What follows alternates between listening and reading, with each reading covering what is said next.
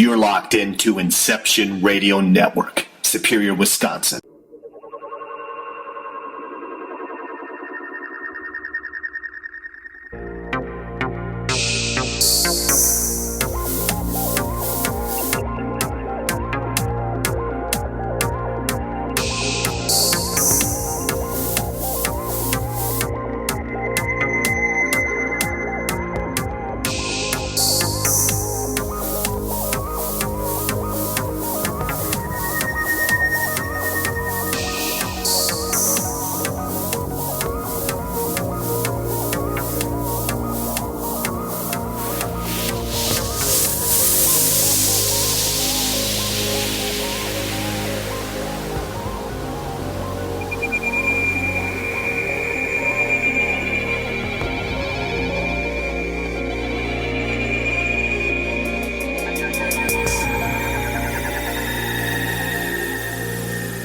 And now your host of California MUFON Radio, Lorien Fenton. Welcome, everyone, to the California MUFON Radio Show. I'm your host, Lorien Fenton. We're here on Inception Radio Network. And starting this week, we're being simulcast on Veterans Truth Radio Network as well. So I'm welcoming them to the fray.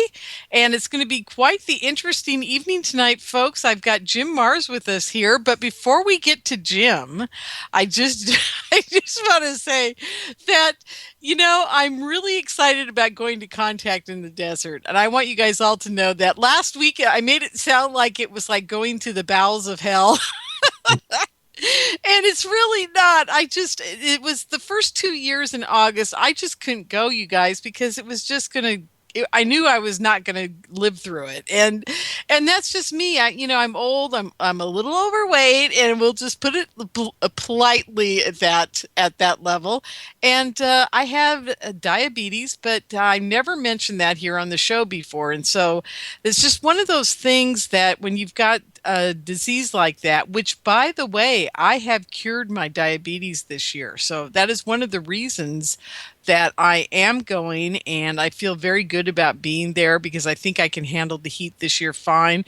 But when my diabetes was acting up last year and the year before, if you guys all remember, I was supposed to go to UFO Congress, and I couldn't make that either because I was way too sick from the diabetes. So I guess I'll tell you guys what happened. I've never talked about this live on air, but I'm going to do that tonight. Back in April of 2014, actually it was before that, it was in 2013, UFO Congress was happening, and I got really sick. And they put me on metformin and a whole bunch of other drugs, which my body did not like them, folks. It did not like them at all. It was just like out of Dr. Seuss, no, my body didn't like them at all. So it was really a tough year for me. And then it just kept getting worse and worse. And I was trying to eat correctly and do the whole bit, and nothing was working. So I went to the doctor April of 2014. That was a year ago on the 15th of April because it was tax day. I won't forget it ever. And the doctor said, well, it's time for insulin. Your blood sugar is off the chart. You know, you've got to do this and blah, blah, blah. So I went home with the prescriptions. I filled them. As soon as I filled them, I decided I was going to cure myself of diabetes, hell or high water, as they say. And I threw everything away. I threw the metformin away. I threw away the insulin. I threw away everything that they gave me. And I said, that's it. I'm doing it myself. And you know what I did, folks? I cut out all sugar. I cut out all bread. Anything that looks like a bread, every once in a while I do have a piece, though, I got to say. Anything that looks like bread, I don't touch it. And I eat no fruit. And that has made, I can't tell you, I've lost tons and tons of weight this year. I went back to the doctor after 6 months, and she was flabbergasted. She goes, God, the insulin's working. I said, no, it's not working because I'm not taking it. I said, I am doing this all by my lonesome. She goes, what are you doing? I said, no fruit, no sugar, no bread. I said, it's just gone out of my diet. So all I'm basically eating, and I do have a little banana or a little apple once in a while, and that's it. But basically, I'm eating protein and complex carbohydrates. I keep it under 1,200 calories a day, and I keep it under 100 carbs a day. And that seems to be doing it, folks. And I am totally, like 6 months ago, she said, this is your second appointment and your blood sugar's down at 5.3 and it's maintaining that. And you are, basically cured of diabetes. So that's the answer for my body type, folks. I don't know about anybody else out there and what would work for you. And I'm not saying it's a cure, but I tell you what, it certainly worked for me. So if you need to, you need a boost on that, it really does work. But I must say, once a month at my MUFON meeting, that's it. That's the day I get to break my diet. I have a piece of pie, or I have a banana split, or I just have something horribly terrible for me, and then I just don't touch it again till the next MUFON meeting. So when I have two MUFON meetings a month, when I have to go to Ruben's MUFON meeting in San Jose, which I don't have to, but I like to, if I make it to his meeting, I still break my diet. So it's like every MUFON meeting I go to, I get to have something bad. So yeah, invite me to all your MUFON meetings, folks, because that way I get to have something fun to eat. But basically, that's how I did it. So this year, and that was part of the reasons I just wasn't going to go to Contact in the Desert. The event is wonderful, and whether it's in the desert or not shouldn't stop anybody from going, and it's not stopping me this year, and it's going to be absolutely amazing. So I just want you guys all to know that, because last week I said I was going to melt into a puddle in the desert, and you guys are going to have to scrape me into a bag by the end of the weekend. But that was only if it was still in August. So I just want you guys to be real clear about that. Say, Lorien. Hey, is that Jim? Say, Lorien. They moved it to May this year, and apparently the reason for that is that too many people like yourself were saying it was just too hot in August. But I want to tell you, where I come from in Texas, it was very nice. Yeah, it was hot during the day, but it was dry, and it actually got cool at night. Where I live in August, it's 105, 108 in the day, and then at night it cools down to about 101. So actually, it felt pretty good out there for me. Oh, that's wonderful news. See, I didn't know that about. I don't hang out in the desert much because I'm not a big heat fan, so I didn't know that. But thank you, Jim. That's great. Well, I'm glad you popped in because I was just going to introduce you. Oh, I'm sorry. Did I get out of line? No. That was absolutely fine. When you go to Contact in the Desert, just find some shade. You'll be fine. Oh, cool. Wonderful. Okay. So that solves all that problem. I have one more announcement to make, and then I am going to get to you. So, and we'll talk more about what people need to do down at Contact in the Desert, because, basically they've got to come there to see you, Jim. I mean, that's part of the deal here. So anyhow, folks, here's my last little bit of business here today on Inception Radio Network. I do need all of you to help me out and get me to Contact in the Desert. And this is how I'm doing it this time. I am offering a 35% discount on UFOCon 2015. That's the event I just held on March 28th and 29th in Santa Clara, California. If you go to UFOCon15.com, you'll see a button there. It's kind of brownish, and it says Watch on Demand or Watch 2015 on Demand. If you click on that, it'll take you to the page where you can actually watch for 30 days all 10 presentations by the most amazing people, and some of them actually will be at Contact in the Desert this year. And it's a phenomenal, I don't even know how to tell you guys. It just blew my mind. Everybody was in shock over what these people were saying. And a guy flew all the way from, Jonathan Nolan, who's been on the show, flew all the way from Australia to present about the spiritual warriors in the Solomon Islands. And that was amazing. And he also revealed about an underground USO base, underwater. It's a USO, the underwater base. And you know what, folks? And I'm going to say this. I've never told anybody this, but I was trying to get Jonathan Nolan on Coast to Coast John B. Wells and a few other shows, very popular shows. And for some reason, and this has never happened to me before, because I can usually get a hold of those guys and say, hey, you guys, I got somebody really cool for you. And then they'll check them out and they'll put them on. They didn't put him on. And it was very disturbing to me because this guy has actual pictures of creatures in an underwater base, and I can't get him any publicity. So it's very bizarre, but maybe he made it all up. Maybe they found out something I don't know. But I'm telling you, I think the guy's telling the truth, and he was very compelling, and it certainly was very interesting at the conference. So you'll be able to hear about that on this on-demand video that's up on UFOcon2015.com. And if you go there, you type in the code. Here's the code. Write it down. Put it to memory. Capital U, capital F, capital O, capital C, 15. That's UFO C15, all capital letters, and that'll get you the discount. So please help me out. Get me to Contact in the Desert. It'll really make a difference, folks, because, maybe I'm sleeping in my car, maybe I'm not, who knows. But with your help, I would love to be in an air-conditioned hotel room. That would be so nice. So thanks, everybody, for supporting me. I really appreciate it. Also, if you're in the Las Vegas area on May 27th, if you guys are in Nevada and Las Vegas in that area, I will be speaking at the Las Vegas, or actually, I'm sorry, it's the Nevada MUFON has kindly asked me to be their speaker on Wednesday night before Contact in the Desert. So it's going to be quite fun. You can check them out at, I think, just type in Nevada MUFON and their page will come up. I think they only have a meetup page. But if you're interested in coming, just sign up and come on down. It'll be a lot of fun. Okay, now we've got to get to Jim Mars because we don't have a whole lot of time, and gosh knows what we're going to discover and talk about tonight. So, hey, Jim, are you still with me?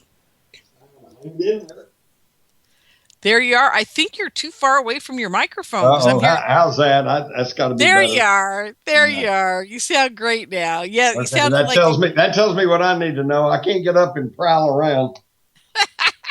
No prowling tonight, Jim. You got to stay with me. Okay. First off, let's before go ahead. Before we sign off on Contact in the Desert, let me just tell you and your listeners that I think this is going to be one heck of an event. Number one, the lineup of speakers they have is extensive and pretty stellar. So many of my good friends are going to be there, like Linda Moulton Howe and Michael Tellinger, Giorgio Tsoukalos, Tsoukalos, and just, I don't know, Travis Walton, Stanton Freeman, you name it. They're all going to be there. And here's what really impresses me. I think this will be probably the third year that I've been there. And the first year they were expecting maybe 400 or so, and they had more than 600. And it got a little tight because they weren't really expecting that many. And then the next year they got ready for about 600 or 700, and they had almost 1,000. And then last year it even went over that. And this year I think they may be expecting almost close to 2,000 people. But it's all out in the desert. It's all open, as you well know. And so it's not, there's a lot of people, but it doesn't seem that crowded. And as I said before, it was pretty hot in August, but I'm thinking in May it shouldn't be that bad. Plus, what I'm really impressed with, Lorien, is the people that show up out there. It's a very broad cross section. And here's what I'm saying. Year before last, when I was out there, it Contact in the Desert, and obviously most people there were interested in UFOs and extraterrestrials and aliens, things like that. Last year, they were still interested in that, but I had so many people asking me questions about government conspiracies, the Kennedy assassination, 9/11, what happened to the Malaysian airliner, I think to me, it shows me, I think there's a real consciousness raising that's going on in the population. And for any of y'all that are listening here or maybe have attended some MUFON meetings and think, well, I sure would like to find out what's the real deal on all these things. Here's a real opportunity to do so. I agree totally. And thank you for saying that, because I was going to go into that diatribe. a little later, just keep Oh, sorry. hammering on it, No, I'm that's just jumping great. the I'm gun on glad you you here. I'm did it. sorry. No, that's wonderful that you did that because, that's what it's all about is that we all get together and we all find like-minded people, and these events are where it happens. And, I put on my events up here in Northern California, and I also help produce the JFK conferences, and now the new Oswald conference is coming up in October. And, I'm always the first person out there screaming, you got to go to all of them because it's super important that you get around the people that understand what you're talking about, have the same interests that you're interested in, and you guys all get together and have your own discussions. I mean, it's wonderful listening to the experts like yourself, but the people attending need to get together also and share their stories and have dinner together and have a good time. And it's really important because I don't know about you, Jim, but I'm kind of the black sheep in my family. And I really can't be talking to them about any of this stuff. They look at me when I bring up JFK, they all run to the other side of the house. I mean, Well, it's like, I guess I'm lucky. My whole family's the black sheep. that's We're a whole herd of wonderful. them. Because, in most normal situations, though, Jim, we're all like, if we bring up UFOs, if we bring up aliens, if we bring up JFK, my family just runs because they know that I'm like the crazy old aunt now, and it's like no one will listen to me. I totally understand because I was the same way. Even after I had 4 New York Times bestsellers, my good old Southern Baptist dad kept saying, when are you going to get a job? I'm sorry I'm laughing, but you know what? That's a big problem for our families, isn't it? They just go, what are you doing with these radio shows? That's what they ask me every time I see them now. What are these radio shows? Are they paying you yet? I'm like, no, but whatever. Anyhow, so that's like I tell people, I worked for newspapers for so long, and then I said, if you think you don't make any money working for a newspaper, try owning one. You go broke real quick. Oh dear, that's even worse. I'm telling you. Even worse, yes. Yeah, oh my gosh. Okay, Jim, now we're having way too much fun already. So now we got to get serious now.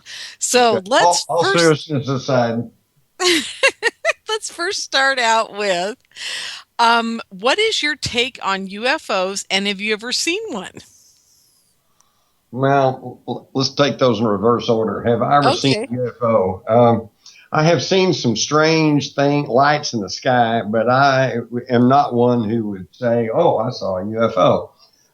As far as actually seeing a vehicle flying that I could not identify, no, I don't believe I ever have, although I have had some very close calls, I guess you could say.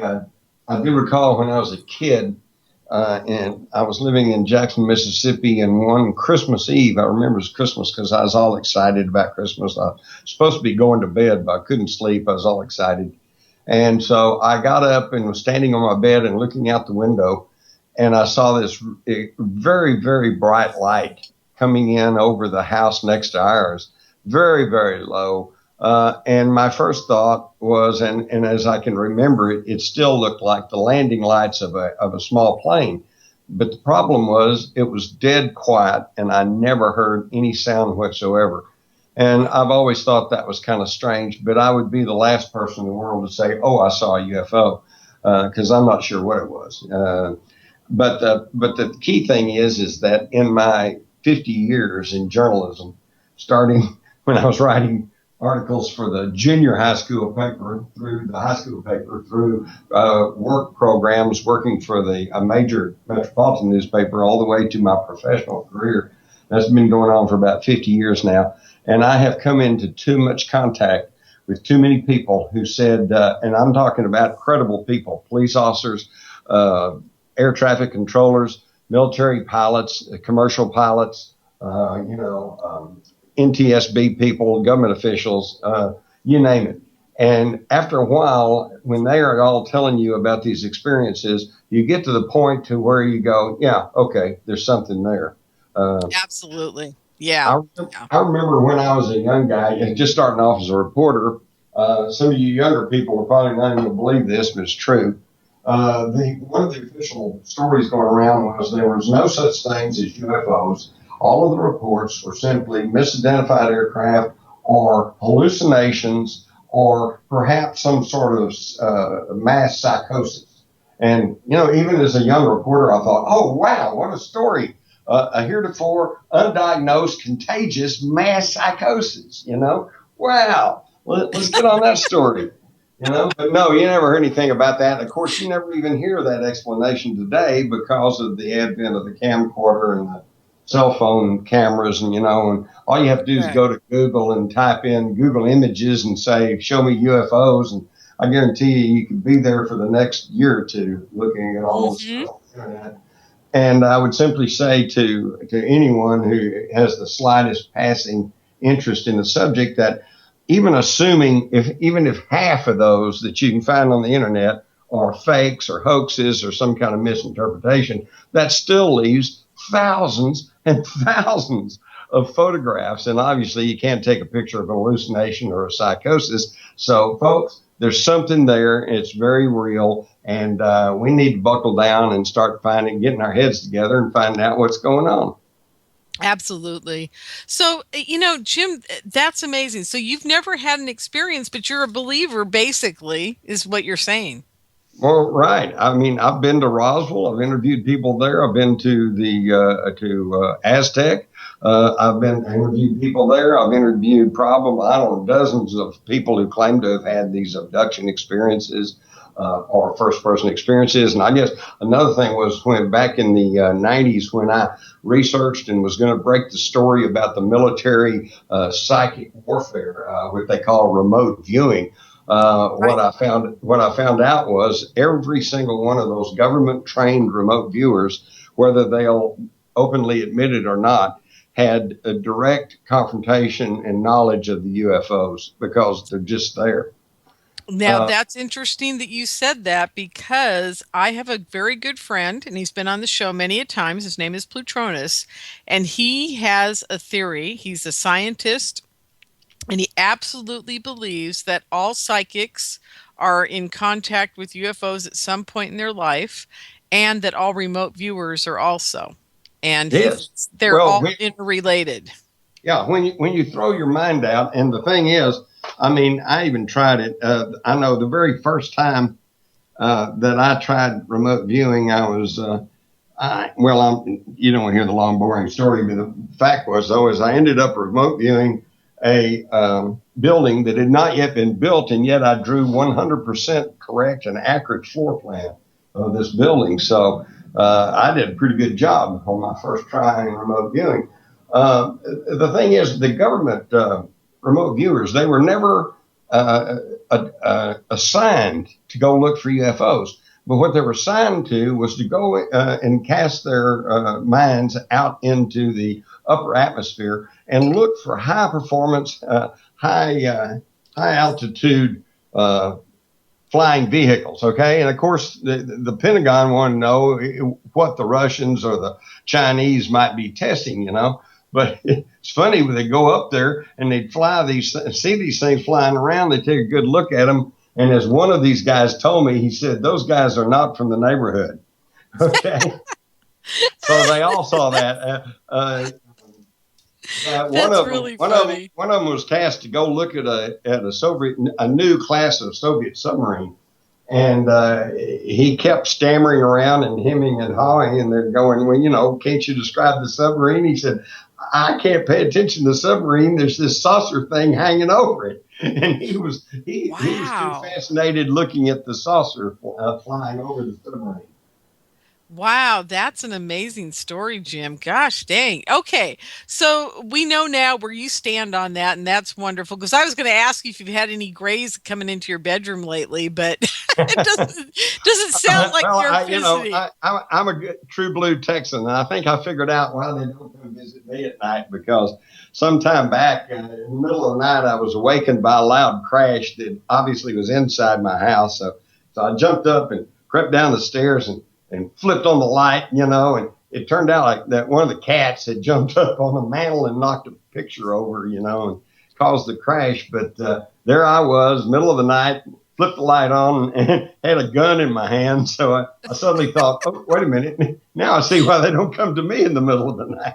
Exactly. Yeah. I keep telling all my friends that I said, if you just had a gun, but as they say, they do have the ability to control your mind and have you just freeze into motionlessness. So I don't know if the gun would help, Jim, but I know I would. that gets pretty spooky, because I like to think that you can beat me and sticks and stones and do everything, except I would like to think that I could keep control over my own mind. But I know what you're talking about, and there are those who claim that they can manipulate you. Yes, absolutely. And And I think that it's leads true. me. Oh yeah, it is true, and I and I can attest to it actually myself because I am I think also there is a time travel factor in there. For example, absolutely, yeah, absolutely. well, of course, there's throughout the UFO literature is the missing time angle, and for instance, the common story is that I was going home about 6 o'clock and I saw this UFO and the car shut off and then it came back on and I went on home. I only lived 10 minutes away, but an hour had gone by. What happened to the missing time? And of course, I think I can explain that because it has to do with the propulsion system of UFOs, which is not ramjets or, jet power. It's energy vortexes and energy fields. And when the UFO, you come into the energy field of the UFO, it not only stops gravity, but it stops time.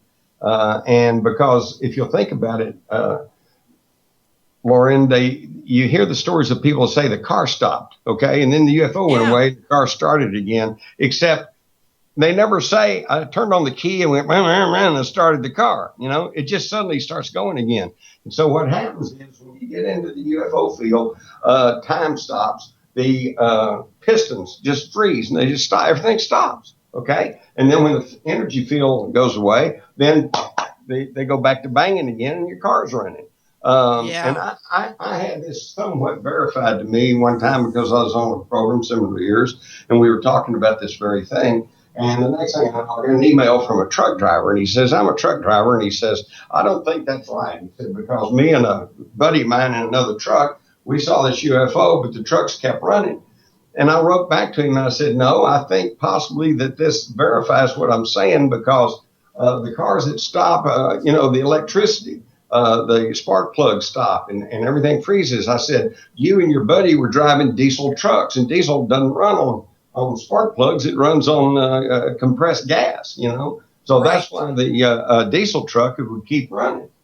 So it's all real interesting. And one of the most fascinating interviews I ever had was a fellow up in the Northeast who said that he had been taken and having these experiences since he'd been a young kid, and that early on he was frightened about the whole thing. But after a while, it just kind of got to be old hat. It's like, oh, okay, here we go again. And he said one night he was laying in his home watching TV, and he got up, went around into his kitchen area, opened the refrigerator, got out a soft drink or a beer or something, and popped it in, that distinctive pop of a can. And he came back in, laid back down on his divan, and he said about that time he started getting that feeling like, uh-oh, it's going to happen again. And sure enough, the next thing he knew, he woke up and he was on the ship. And they went through the usual stuff, poking and prodding and stuff. And then the next thing he knew, he found himself back on his couch in front of his TV. And as he was kind of getting his thoughts together, he heard somebody in his kitchen open the refrigerator. And he heard the pop, pop, pop, okay? And what he told me is that he looked up, and in just the time it took him to realize he was seeing himself come around the corner from the kitchen area, just enough time for him to go, holy cow, that's me. The figure dissipated and went away, see. So, oh my God, Jim. Okay, we got to so stop. Apparently they brought him back just a few seconds too soon. Exactly. Okay, now we got to stop. That is mind blowing, and I want to talk more about this, folks. But we're hitting our first break, so we'll be back in just a few more minutes, folks, with Jim Mars. You're locked into Inception Radio Network, Superior, Wisconsin. Don't have a computer? Is your internet connection down? Don't worry. Use your trusty cell phone or landline and call into our listen line at 401-283-6700 to listen to the Inception Radio Network 24/7. Again, that call-in number is 401-283-6700. For the Inception Radio Network, I am MJ.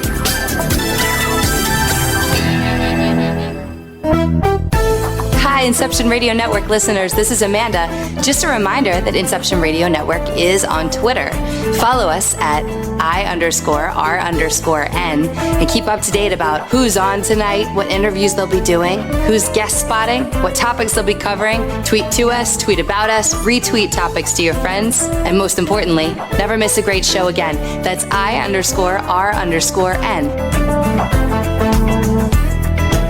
Do you have a smartphone? If so, Inception Radio Network is the best app for you. Available on iTunes, Android, Samsung, and most other app stores. Just search Inception Radio Network. With the app, you can listen live, check out podcasts of recent and past shows, view our videos, see what shows are coming up, who the guests are, and, via the chat room, send live questions to those guests. You know it makes sense. Check your app store now. Inception Radio Network. I'll see you there. Hello, IRN listeners. This is MJ saying hello and sharing an awesome secret I discovered. It's called dreamnuage.com. Fresh, raw, organic ingredients are used to create all their products. They are made in very small batches to ensure quality and freshness. Handmade in the USA, each product is created with care and with the finest organic ingredients. There are no preservatives, dyes, or chemicals in any product. Stop by Dream Nuage and relax. That's DREAMNUAGE.com. Simple, raw, organic.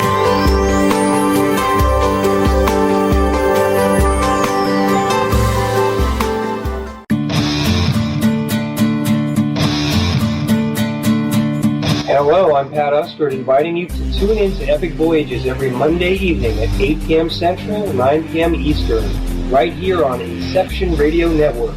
To find out more about Epic and how you can become a member, visit epicvoyagers.com.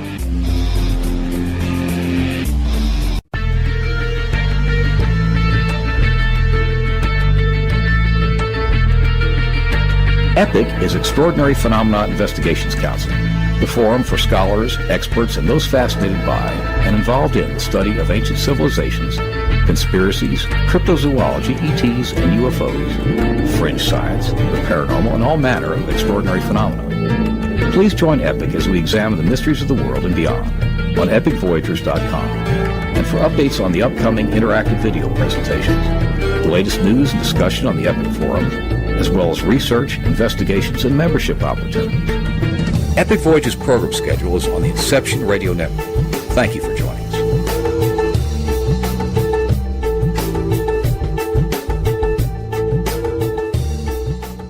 Howdy, this is Joe Mars. I'm inviting you to tune in to Epic Voyages, 8 p.m. Central, 9 p.m. Eastern, Monday nights, right here on Inception Radio Network. To find out more about Epic and how you can become a member, visit epicvoyagers.com. That's epicvoyagers.com. Hello, everyone. Lorien Fenton here, host of the California MUFON Radio Show, asking if you'd like special access to exclusive and amazing information about UFOs, the paranormal, and all things unexplained. If you're nodding yes, then join IRN's Insider Club. As an Insider Club member, you'll get an all-access pass to premier Inception Radio Network content for only $4.99 a month. This includes live UFO and paranormal conferences, live streaming UFO skywatches, exclusive IRN radio and TV productions, and of course, paying radio with MJ and Ken Storch. So don't wait any longer. Visit InceptionRadioNetwork.com and click on Member Login to join IRN's Insider Club and get your VIP access today. Welcome back, everyone, to the California MUFON Radio Show. I'm your host, Lorien Fenton, and we're here tonight on Inception Radio Network, as usual, on Wednesdays. And, did you guys get your app yet? Because if it wasn't for that app, I swear to you, folks, I'm at work at 7 o'clock Pacific time, sitting there, I'm working away, and my phone goes off, and it says, you've got to get home for your radio show. Basically, it's what it tells me. So I have to start wrapping things up, and I have to get in the car, and I have to get home by 7:45 in time to do the show. But if I didn't have that app, I don't think I'd pay any attention to my alarm. I don't think I'd do anything like that. So that app is just saving me. I hope that you guys are as excited about getting your messages through the app as I am. And please do download it. If you haven't yet already, you can get it at Inception Radio Network. It's in the Google Play Store, I believe, and it's also in the iPhone's App Store, wherever that may be. I don't know where that is, but I'm sure you can find it if you've got an iPhone. And yeah, just get it because it's really cool. And everybody here at IRN would love it if you were getting notices about their shows. It'd be a lot of fun. Okay. So, Jim, are you still with me? I'm hanging in there. Great. Wonderful. Okay. I have so many questions for you, my friend. I don't even know where to start. First, let's start with JFK tonight. I know we're kind of going awry of MUFON, but I'd like to well, you know what? Let's not do JFK. Let's go to Oswald because you are going to be speaking, and I probably shouldn't be announcing this yet because, folks, the website isn't done yet, but I'm going to announce it anyhow. There is an Oswald conference, a first annual Oswald conference coming up October 16, 17, and 18 in New Orleans, Louisiana at the Crown Plaza Airport Hotel. And it's going to be phenomenal. And I'm not even going to tell you all the people that are going to be speaking because I can't remember them all off the top of my head, but I know Judith Ferry Baker is going to be there. I know that Jim Mars is going to be there. I know that I think Richard Groden is going to be there. Robert Groden. Robert Groden, thank you. And Jim, do you know anybody else who's going to be there? I'm going to go take a look and see if I can conjure up some names. No, I hate to say it, but you probably know more about that than I do. I think I might, but very, very little more. I can tell you that. Anyhow, it's going to be an amazing conference, folks, because it's the first time that Oswald has had a whole conference dedicated to his vindication, if I must say, because, the poor man, even before I met Judith Ferry Baker, I knew the man did not do it. I just knew. As a matter of fact, folks, I'm going to go back to one of my stories that's in my book. In my book, I talk about the day Oswald was shot by Ruby. I was 6 years old. I saw it happen on TV, and I knew in that moment that he did not kill the president. I actually kind of knew it before, but when I saw Ruby shoot him, I absolutely knew in my heart he was not guilty of anything. And I knew that all growing up, and I've always felt that somebody needed to come out and help the poor man get his name cleared. And then in 2002 or whenever it was, I saw Judith Ferry Baker on the BBC special on the History Channel, and she was talking, and I started crying, and she was crying, and but she's on TV. I don't know the woman from Adam, right? But I'm sitting there, and I knew she was telling the truth. I knew it. I knew it in my heart. I knew it was absolutely true. Fast forward a few years later, it's now 2013 or 12, I can't even remember, and somebody's having a JFK event in San Francisco. It was the 49th, so it must have been 2013.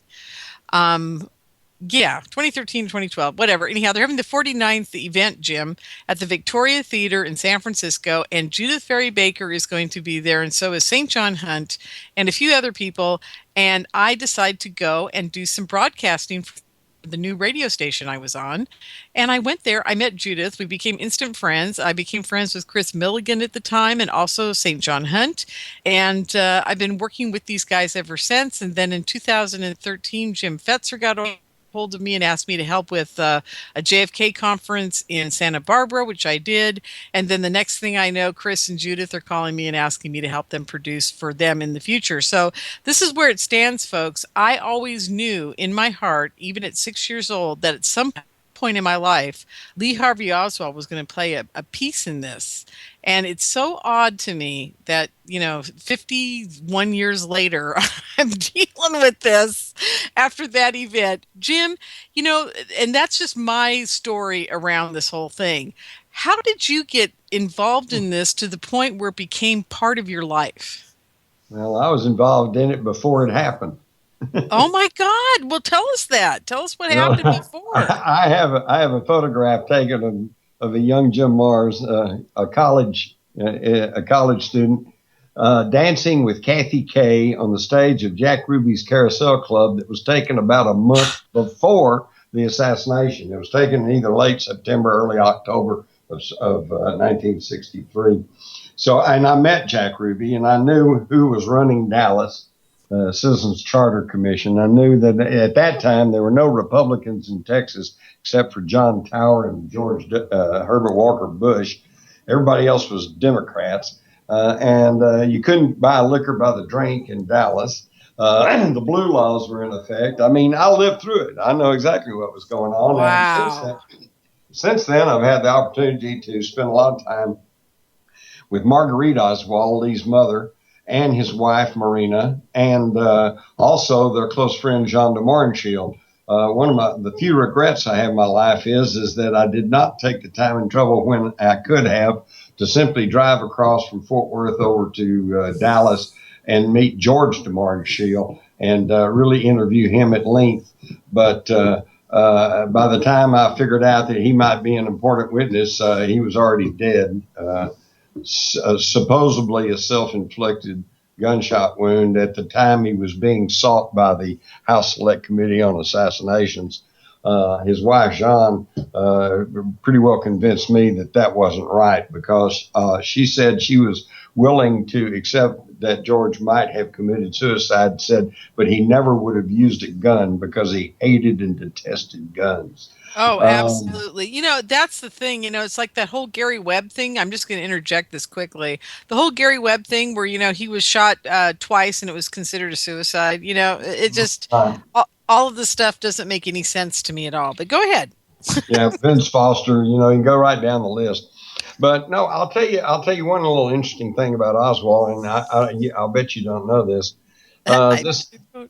This is from his mother, Marguerite, and she once told me, I spent a lot of time with her over at her house there on the west side of Fort Worth. And I want to tell you something. She was a pretty ornery character, but she was not crazy, and not at all.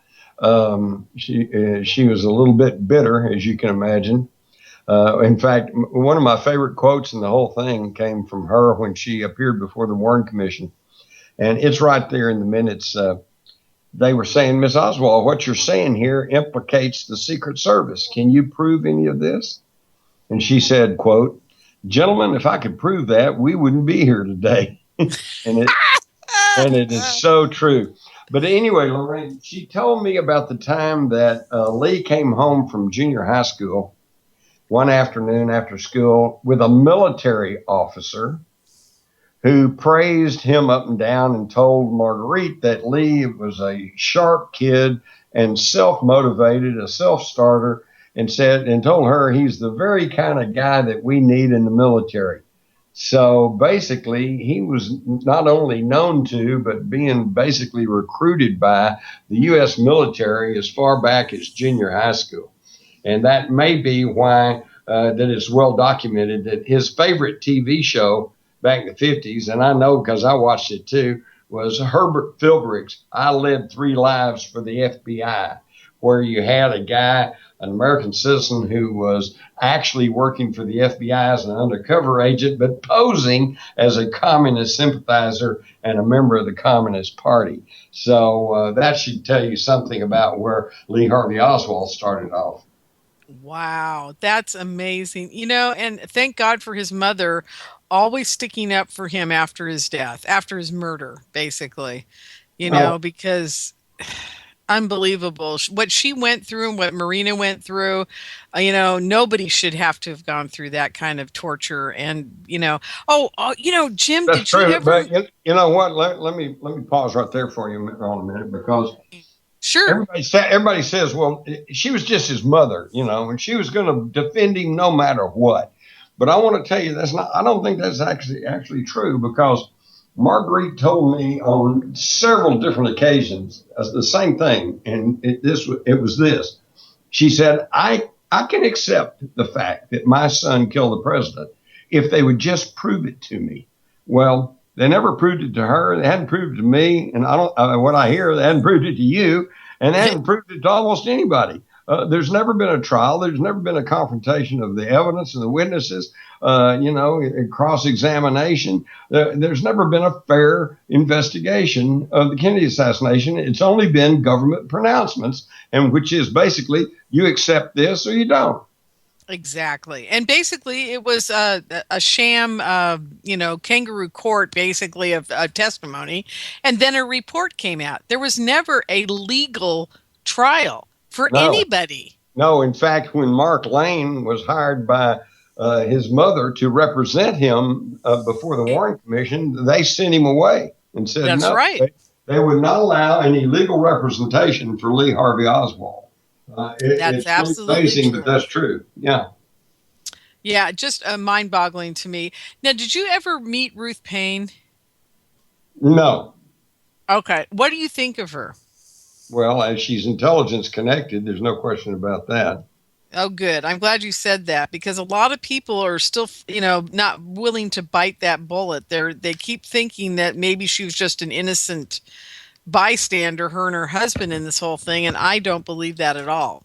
No, in fact, there is an FBI document that showed the weekend of the assassination, the FBI was tapping the Payne's telephone, and they overheard a conversation between her and her husband, and in there they said, "We both know who's behind this." So they indicated that they knew something was going on other than Oswald. Absolutely. So they were working for the CIA at that point, because obviously the FBI wasn't in contact with them, correct?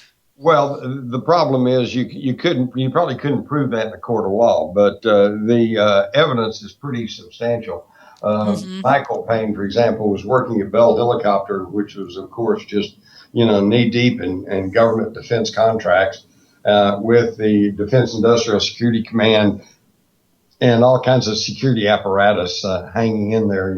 Same thing with George de Mohrenschildt, very close friend of Lee Harvey Oswald's. And of course, he could not have had anything to do with the assassination, since he and his wife Jean left Dallas in, I think it was May of 63. And so they weren't even around at the time of the assassination. But yet, up until that time, and up until the time that Oswald left for New Orleans, they were his closest friends. And George de Mohrenschildt has now been documented, had close, extensive ties with intelligence dating back to the time prior to World War II, when he was actually working for the Nazis. Then he changed sides and began working for the old OSS.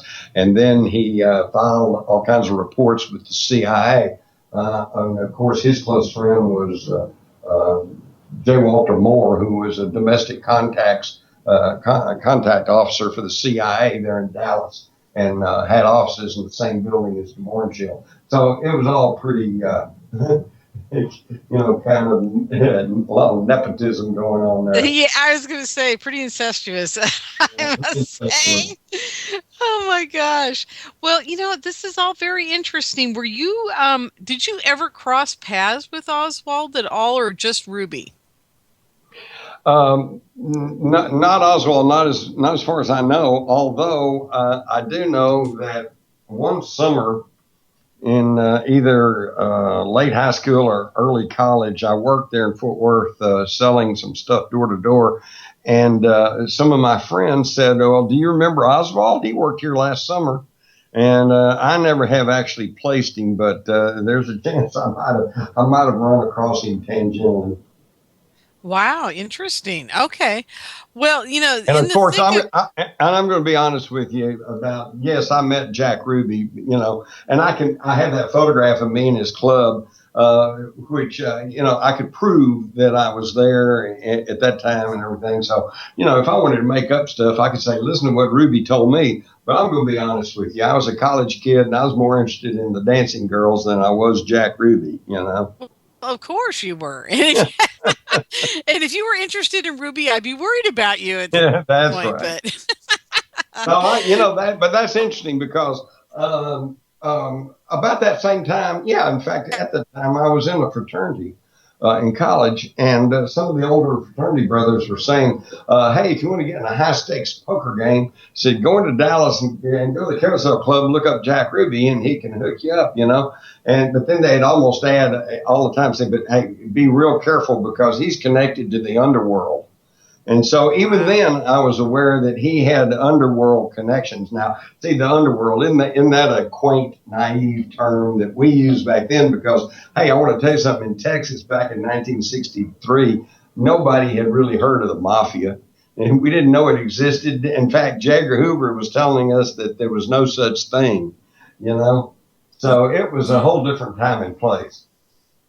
Yeah. I kind of wish it was back that time and place, because I'll tell you what, right before Kennedy was killed, I do believe that our country was at its finest in many ways, and I almost cry daily over it now at this point, because I know what it was like. Jim, you know what it was like. I do too. And I lived through it. I look at what we have today, and people aren't even aware. They have no concept of what this country could be. They just don't have it. They don't know what it's like to live in a democratic republic. Exactly, instead of a fascist monarchy. Yeah. It's, even the historians, even people that are, whether you're pro-Kennedy, anti-Kennedy, I see them and hear from them all the time. And unanimously, though, everyone seems to agree that this country's gone downhill since the Kennedy assassination. Yeah. And I'm here to, I'm the little boy who will tell you the emperor has no clothes on. Okay. I'm just that stupid and, or naive, or actually what it is when back in the days of the old republic, when I went to college and got a journalism degree and was told, look beyond and past the official government pronouncements and try to find out the truth, well, fool that I was, I thought that's what I was supposed to be doing, Had a rude awakening when I worked in the corporate news media and found out that they don't really want to know the truth. And if they do find it out, they don't necessarily want to tell it to the public. That's absolutely true. And it's gotten so bad, Jim. It's gotten so bad. And we got to tell people about the movie that's up on your website from Wairika Company called is it Mind Control? What's it called? Boy, I got to go find it again. It was absolutely who are we being controlled by? It's called State of Mind: The Psychology of Control. That is a fascinating documentary, folks. And everybody here, Jim, you may not know this about me, but I'm the woman who produced the mind control conferences in Las Vegas, and they basically shut me down. Someday I'll tell you what happened to me over all this. Yeah, but that'd be an interesting story. Oh, I could write a book just about producing those conferences and what I've been through. Before we get totally off of it, I want to quote to you from John J. McCloy, who was a very powerful Wall Street banker, a lot more powerful than most people gave him credit for. In fact, he sat with Hitler in Hitler's box during the 1936 Olympics and was, at that time, was CEO of National City Bank, which today is Citicorp. And was the largest lender of money to Hitler and the Nazi government back in the 30s, helped create the Nazis, and then, interestingly enough, became the High Commissioner of Germany after the war and saw to the deliverance of thousands of unreconstructed Nazis over and into the United States under Project Paperclip, aided and abetted by his protege, Allen Dulles, who then was head of the CIA, but he sat on the Warren, and so McCloy sits on the Warren Commission, as did Dulles. And I know even back then, before I hardly knew anything, I thought this is not right for the guy who has been fired as head of the CIA by Kennedy to then sit on the panel to determine what really happened. I mean, to me, that's putting the fox in charge of the hen house, Exactly. I don't know what happened to those chickens. But anyway, McCloy, who's just as powerful and just as involved, right there in the minutes of the Warren Commission, he pretty well summed up the Warren report. He said it is of paramount importance that we show the world that America is not just another banana republic where the government can be changed by conspiracy. Okay? That was their agenda. That's what they wanted to do, and that's what they tried to do. But I'm here to tell you, unfortunately, we are just another banana republic. And in November of 1963, we had a coup d'etat in this country. That's true. Yep, absolutely. And what people don't understand, Jim, is that besides it being a coup d'etat, it also ripped the soul out of America at the same time. Exactly. Because what people don't remember, and you and I do, is that, and young kids don't even care. And that's what scares me even more, is because I care. I care about anything that happened back in 1914 for World War I. I care. I want to know my history. I want to know my past. I don't want to live it again. I care what happened in 1865.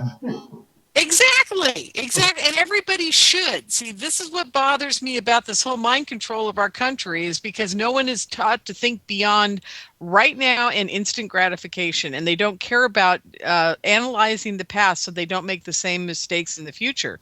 And one of the most important things that I felt came out of the whole assassination was the soul of America basically got ripped out, because in that moment, we realized how vulnerable we were from major outside forces that were truly running this country. Now, we may not have known it, cognitively, mentally. Subconsciously, probably. Yeah, subconsciously, everybody stopped doing what they were doing for, 3 days? Yeah. I know people don't understand this. Everything stopped. On 9/11, not everything stopped.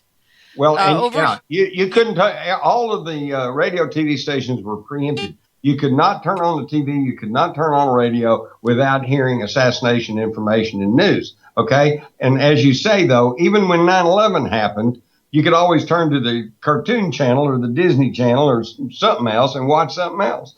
Oh, sure. And so and people it did not have the impact. It did not have the impact that the Kennedy assassination. It did not. I was at my doctor's office that day. Now, granted, she was a little befuddled and there were things going on, but there were people in the waiting room and there were nurses working. What happened when JFK got shot, everybody just stopped doing what they were doing and walked outside, found friends and neighbors, went home, and nobody went back to work, I think, until after the funeral. That's right. All the grocery stores were basically empty. I mean, I think there were a few places where people were working, but they were looking at the television the whole time, and there was nobody in the store shopping. That's right. And nobody understands that. And it was the whole nation. It wasn't just the Eastern Seaboard or the Midwest, because out here in California, things did not stop in 9/11. Since you're into mind control, I'm sure you understand then about when you want to control somebody's mind, the first thing you do is break them down. Okay, and the way you do that is you traumatize them, right? That's right. Okay, Absolutely. and then after you traumatize them, then you can kind of build them back into the person with the belief system that you want, right? And in fact, a classic example of that is the Army. Okay, they don't let you be an individual in the Army. The first thing they do is they shave off all your hair or cut it down, and you have to wear the same old drab clothes like everybody else. Okay, and they teach you to march in lockstep, and they teach you not to question orders but to obey orders, and they basically just tear you down as an individual and then build you back as a little automatonic soldier. Okay, so you'll be a good soldier. Now that's a general, description, but that's pretty much the way it works. Well, in the Kennedy assassination and also in 9/11, as a nation, we were traumatized, and that's then they rebuilt us into the mindset that they wanted us to be in. We have to take a break, but we're going to talk more about this when we come back, folks. I'm having a fascinating night. I hope you are too. We're with Jim Mars. We'll be right back. You're locked into Inception Radio Network, Superior, Wisconsin. Don't have a computer? Is your internet connection down? Don't worry. Use your trusty cell phone or landline and call into our listen line at 401-283-6700 to listen to the Inception Radio Network 24/7. Again, that call-in number is 401-283-6700. For the Inception Radio Network, I am MJ. Are you a fan of Inception Radio Network? Do you reckon it's the best alternative talk radio station on the planet? Well, if you do, head to facebook.com/Inception Radio Network and like the page. Tell your friends, spread the word, and keep listening to the best. Hello, IRN listeners. This is MJ saying hello and sharing an awesome secret I discovered. It's called genial. Fresh, raw, organic ingredients are used to create all their products. They are made in very small batches to ensure quality and freshness. Handmade in the USA, each product is created with care and with the finest organic ingredients. There are no preservatives, dyes, or chemicals in any product. Stop by Dream Nuage and relax. That's DREAMNUAGE.com. Simple, raw, organic.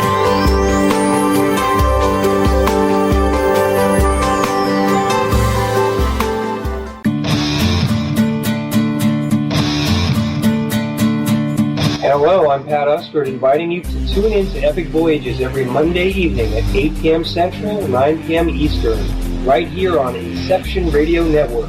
To find out more about Epic and how you can become a member, visit epicvoyagers.com.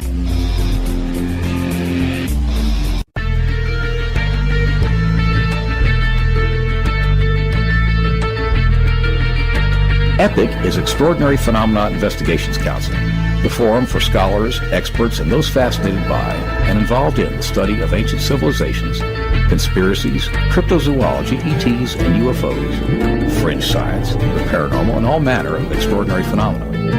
Please join EPIC as we examine the mysteries of the world and beyond on epicvoyagers.com.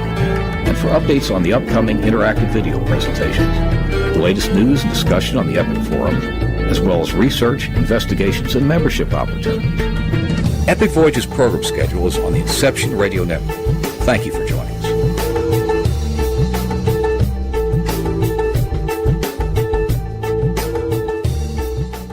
Howdy, this is Joe Mars. I'm inviting you to tune in to Epic Voyages, 8 p.m. Central, 9 p.m. Eastern, Monday nights, right here on Inception Radio Network. To find out more about Epic and how you can become a member, visit epicvoyagers.com. That's epicvoyagers.com. Hello, everyone. Lorien Fenton here, host of the California MUFON Radio Show, asking if you'd like special access to exclusive and amazing information about UFOs, the paranormal, and all things unexplained. If you're nodding yes, then join IRN's Insider Club. As an Insider Club member, you'll get an all-access pass to premier Inception Radio Network content for only $4.99 a month. This includes live UFO and paranormal conferences, live streaming UFO skywatches, exclusive IRN radio and TV productions, and of course, paying radio with MJ and Ken Storch. So don't wait any longer. Visit InceptionRadioNetwork.com and click on Member Login to join IRN's Insider Club and get your VIP access today. Welcome back, everyone, to the California MUFON Radio Show. We're on Inception Radio Network, the home of the most amazing app on the planet that keeps me in check. I hope you're getting it and downloading it from your iTunes or App Store and the Google Play Store. So there you are. That's where it's at. So please do so because it's lots of fun. Okay, we're back here with Jim Mars, and I just want to say I'm having the most fascinating evening, and this is the first time Jim and I have actually had a chance to talk. We've met a couple times in person. I cornered him at the JFK Assassination conference last year and said, I want to have you on the radio show, and then I just didn't follow through. I was so bad. And then I cornered him again, I think in Conscious Life Expo this year. Jim, do you remember that? You were in the lobby, and I ran up to you and said, hi, Jim, I'm Lorien. And you said, yeah, and I said, I got to get you on the radio show, and then I took off, and that was the end of that. Well, you didn't buy me a beer, so I know. What was wrong with me? I know. I get so busy at these events, and I was speaking actually at Conscious Life Expo. So I was, the whole weekend was a blur, I got to say. So, well, it was for me too. In fact, you probably remember this, but they gave me a Lifetime Achievement Award. That's right. I was very surprised and gratified. Yes, and you deserved it. You deserve a couple lifetime achievements. Are you trying to say I'm getting old? No, dear. You deserve at least 2 or 3 lifetimes worth of information that you've given to everybody. My God, are you kidding? You have imparted. I was telling Jim this on the break, folks. He's given us so much knowledge, and it's mind-boggling how many people out there have never. They just don't stick to it. And what they don't do that Jim does, that I absolutely respect him to the nth degree, is the fact that he does research like a real true-blooded American reporter, an investigative reporter, like you're supposed to do.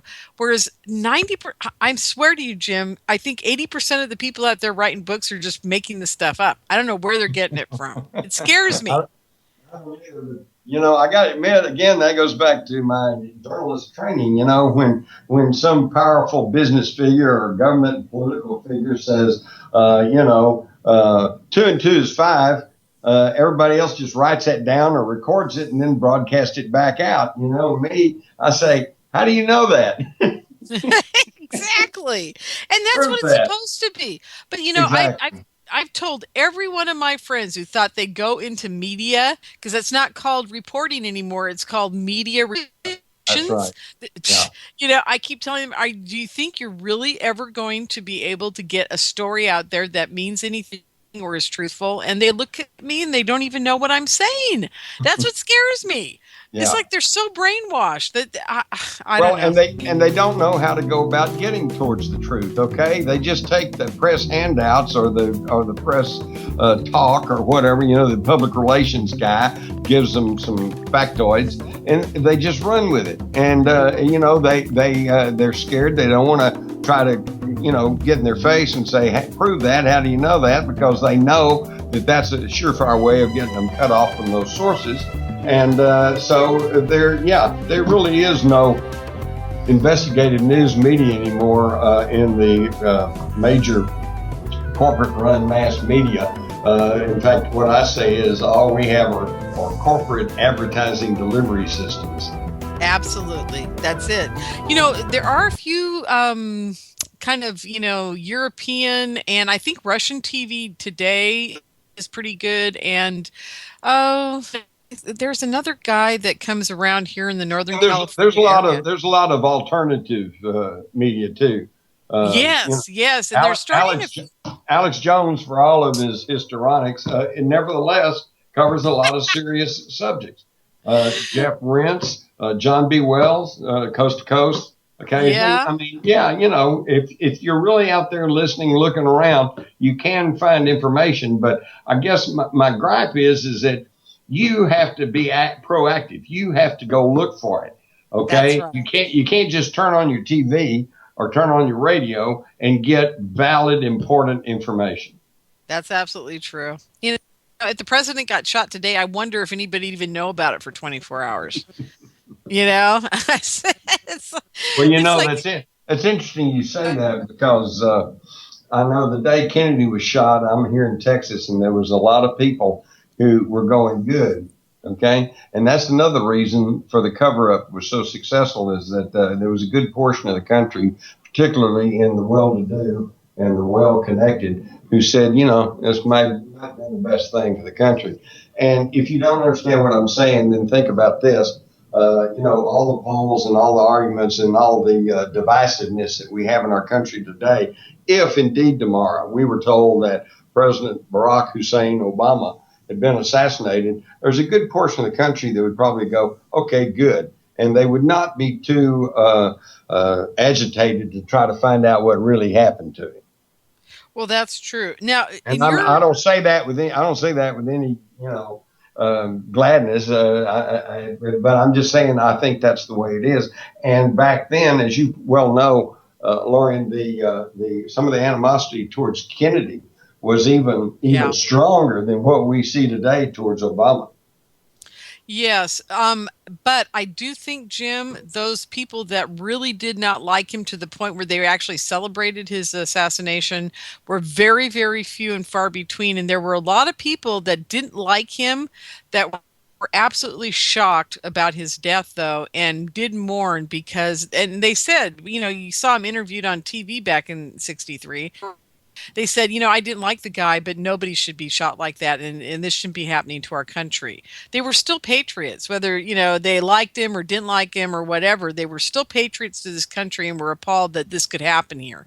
That's And they true. were very upset. And you know what? To a T, I think every last one of them that I heard on these outtakes said, I feel so bad for Jackie. I mean, she was so loved. Even the people who didn't like her husband and didn't want to see him in office were out on the streets mourning for her, Well, yeah, you're right. And the thing is, I fell into that same thing. I mean, I was told from the church pulpits down here that if Kennedy got elected, the country would be run by the Vatican, and that he was soft on communism and that he was, trying to push socialism and all that good stuff. So when he got assassinated, I'll be honest with you, I was not that bent out of shape, but I had nothing personal against the guy, and I thought it was terrible that for anybody to be assassinated. And I, too, thought he was a good-looking guy with a beautiful wife, and I thought it was really neat that we had a president with little kids who were crawling around there on the rug in the Oval Office. And we haven't seen that since, have we?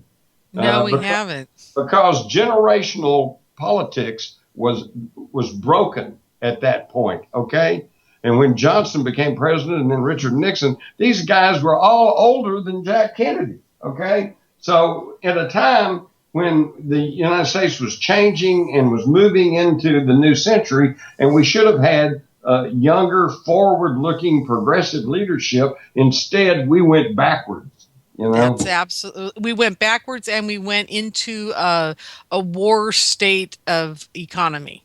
And exactly. That's the last thing we needed at that time. We were just getting, it'd been 10, 15 years out of the Second World War, and we didn't need to go back into that. We were just turning the page to actually create a country that was going to be thriving without a war economy. And now you're touching on the very reasons why they got rid of Kennedy. Exactly. It is now well documented that Kennedy actually, believe it or not, was working in concert with Nikita Khrushchev. And they both had started off kind of as rivals and enemies, just like, when during that time, the Russians and the Soviets, they were the evil empire, and they were the enemy. But after the Cuban Missile Crisis, and we got so close to a nuclear war, both Khrushchev and Kennedy kind of backed off and went, wait a minute. And so by '63, they were actually working together, and they were even moving into joint space exploration between the two countries. That was the reason for the memo from Kennedy to the CIA ordering them to turn over all of their UFO files to the White House, which would have been tantamount to making them public, because he said we have to separate the knowns from the unknowns so that the Soviets don't think that we're using this joint space exploration as an excuse to spy on them. Okay? And so both of these men were beginning to move from the wartime and the post-war Cold War into a new era of conciliation and peace. And of course, that was just anathema to the defense contractors and the intelligence communities and the militaries on both sides. So I think you're really getting close to the whole thing. Now, let me give you another. Jim, I just wanted to, can you hear me okay, Jim? I just want to be sure you can. Okay, yes, good. I can hear you fine. Great. I just because I think we got a little lag going, and that's cool. I just got to know it. Oh, I can hear you just fine. Great. Okay. I just wanted to say that one of the other things that most people don't remember or think about, nor do they understand, is that there were millions of people killed in Russia in World War II. Millions and millions. What was it? 12 million? Something like that? 20 million. 20 million. Thank you. I couldn't even remember that's how many millions. Let me put it as simply as I can. World War II was won on the Eastern Front between the Nazis and the Soviets. The Soviets exactly. won. They did. Okay. And if you doubt that, then let me just explain this to you. the Battle of Normandy, the invasion at Normandy, June 6, 1944, which we always celebrate, which we have all the movies about. And, we launched this invasion of France and we liberated Europe and we were big heroes. Yeah, we were. But it took 26 nations of the Allies with all of the strength they could muster, hitting the weakest point of the German defenses called the Atlantic Wall. And even then, the issue was in doubt for several weeks until the breakout at St. Lo. And so they barely made that work, the Normandy invasion, and moved off beachheads. And we were with 26 nations and the greatest invasion fleet and the greatest military force ever gathered in the history of the world. And we were only facing 1/4 of the German army. That's right. Three-fourths of the German army was on the Eastern Front fighting the Russians. Yep. So, and that was Hitler's Russia biggest won World mistake. War II. Russia right. won World War II. And what's really wild is, especially having grown up under anti-communism and fearing the Russians might launch a nuclear strike on us next week, what's really ironic is that today, I think there's a real possibility that Russia and China are the only forces and strengths that's keeping us from being totally engulfed in this new world order.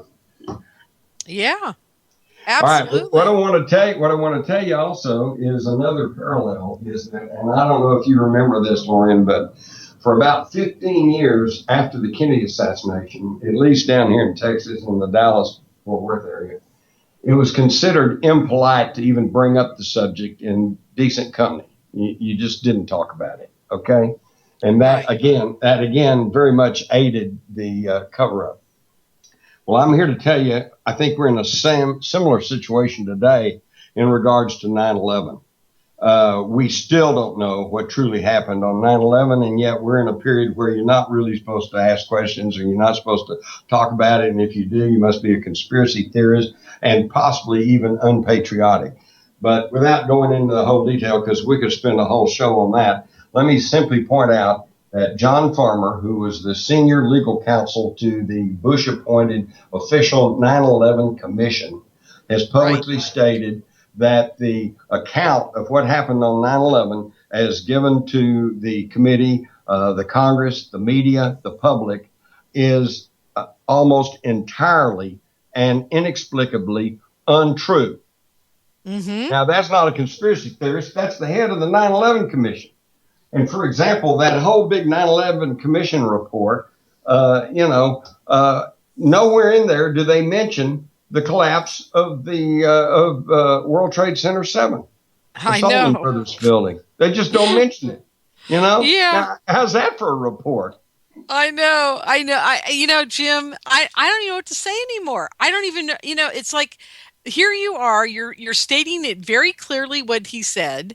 And I talk to people all the time about this. I say, do you know what the conclusion was, the whole 9/11 thing? And nobody knows. No one has heard what you said, nor do they care. That's what bothers me. The American people are so apathetic. I swear to you, I think they're all drinking fluoride for one thing. They're doing something, Jim, because I don't know what happened to being a human being on this planet. Maybe I'm too old to understand what people under 40 are getting that I don't get. No, Lorien, I'm serious. The Nazis discovered that sodium fluoride, which up to about the time of World War II was used as a roach killer, okay, to kill roaches, a poison.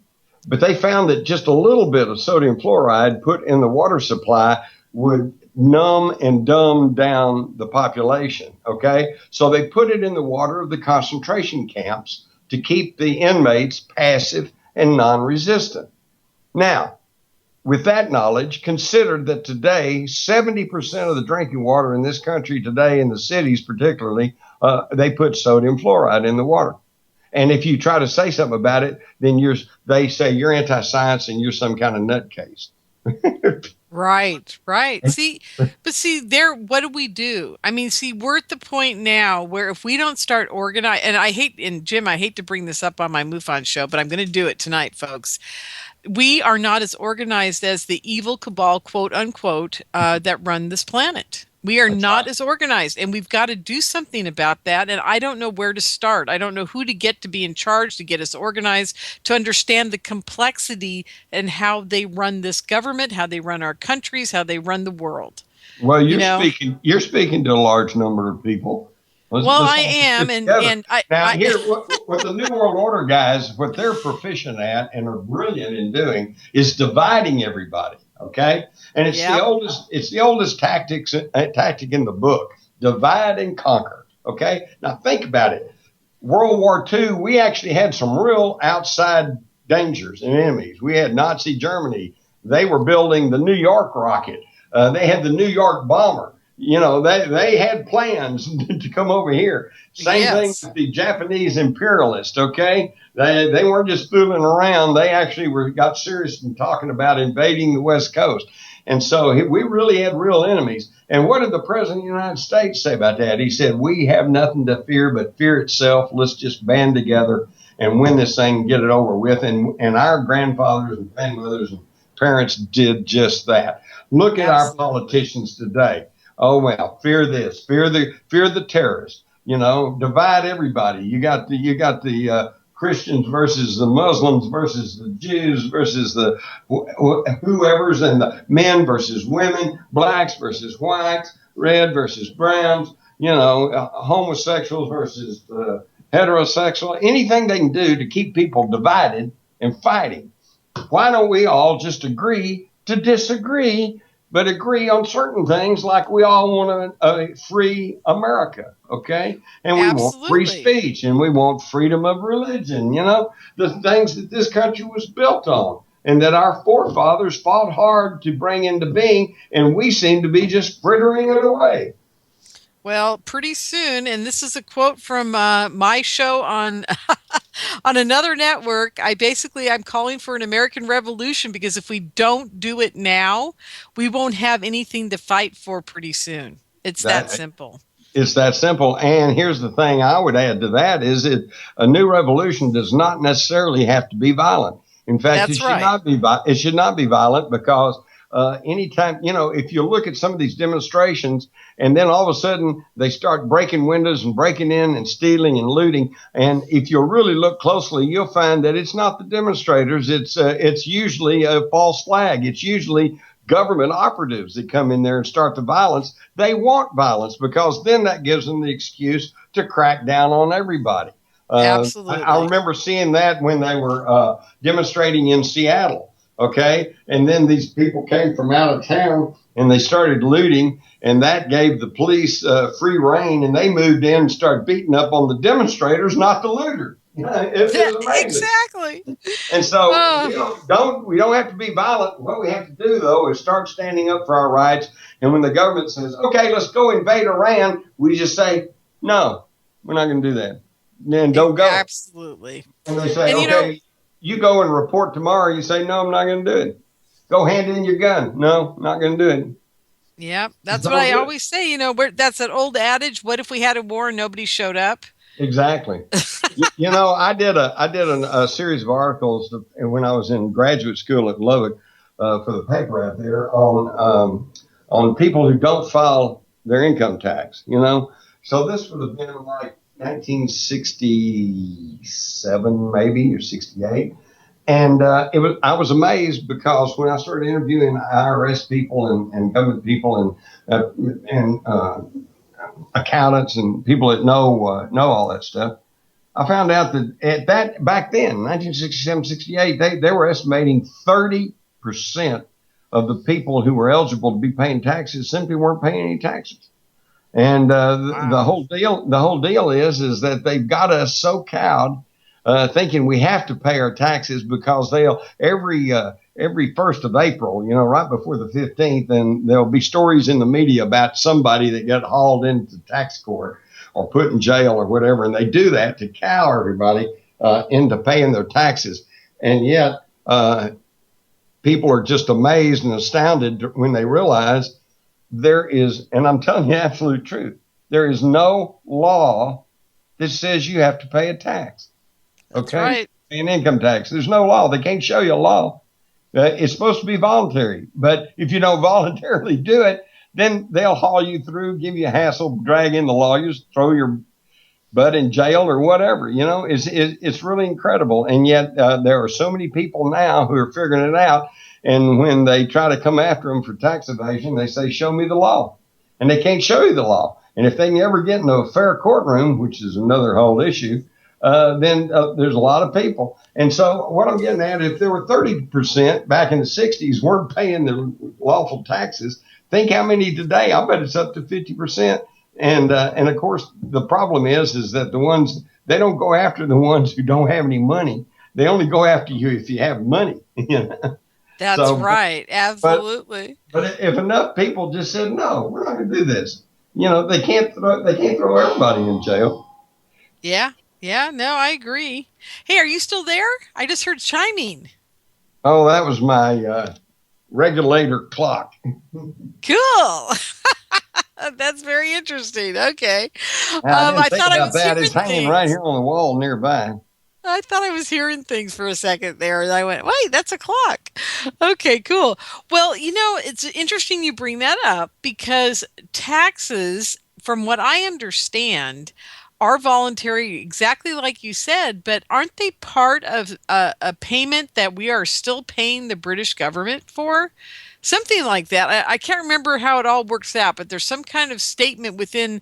Part of it goes to the Federal Reserve, part goes to the Kingdom of Europe, or there in the UK, and part of it goes to us, and very little of it actually gets into our governmental structure, from what I understand.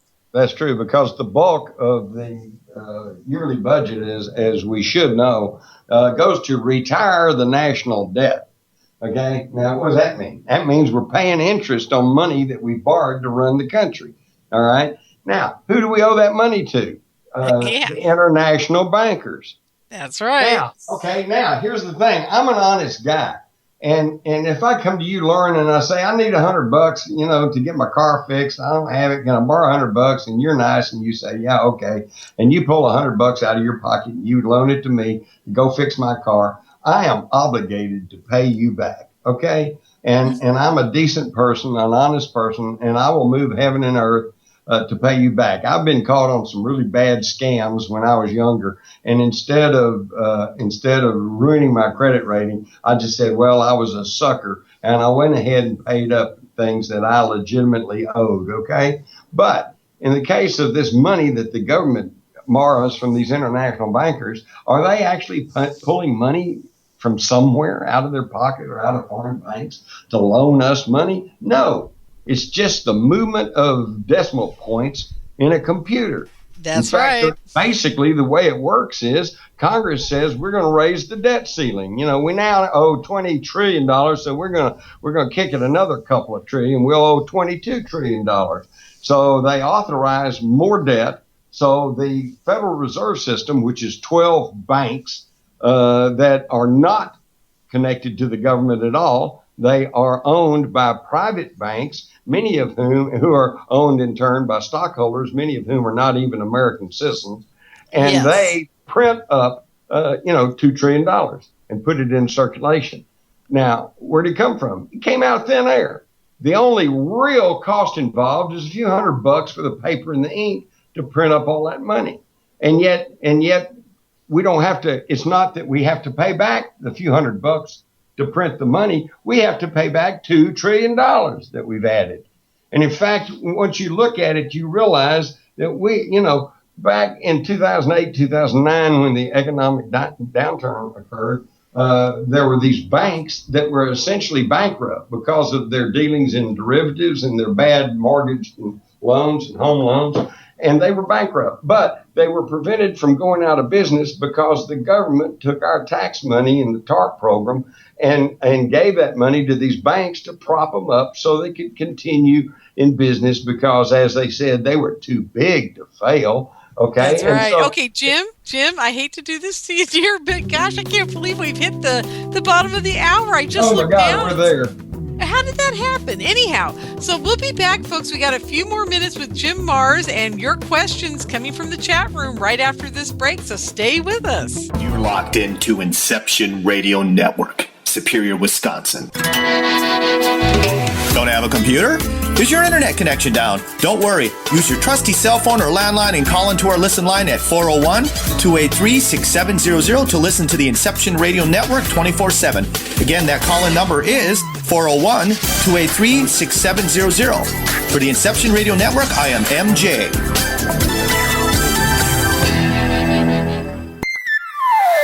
Hello, IRN listeners. This is MJ saying hello and sharing an awesome secret I discovered. It's called genial. Fresh, raw, organic ingredients are used to create all their products. They are made in very small batches to ensure quality and freshness. Handmade in the USA, each product is created with care and with the finest organic ingredients. There are no preservatives, dyes, or chemicals in any product. Stop by Dream Nuage and relax. That's DREAMNUAGE.com. Simple, raw, organic.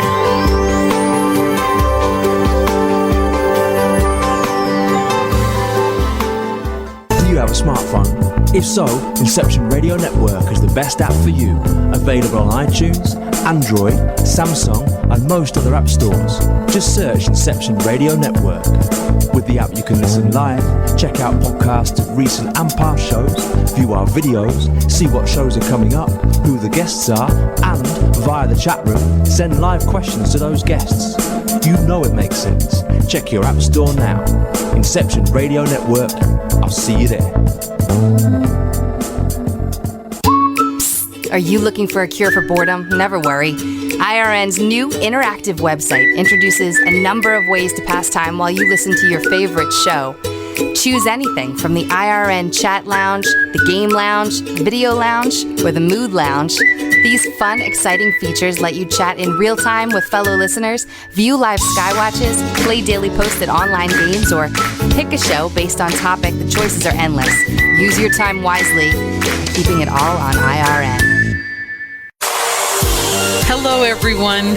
Lorien Fenton here, host of the California MUFON Radio Show, asking if you'd like special access to exclusive and amazing information about UFOs, the paranormal, and all things unexplained. If you're nodding yes, then join IRN's Insider Club. As an Insider Club member, you'll get an all-access pass to premier Inception Radio Network content for only $4.99 a month.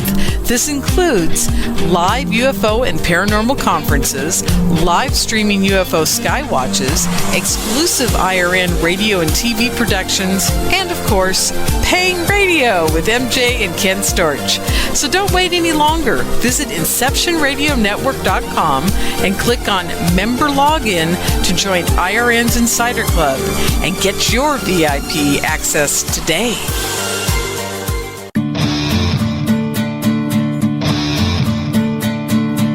Hello, I'm Pat Ustford, inviting you to tune in to Epic Voyages every Monday evening at 8 p.m. Central, 9 p.m. Eastern, right here on Inception Radio Network.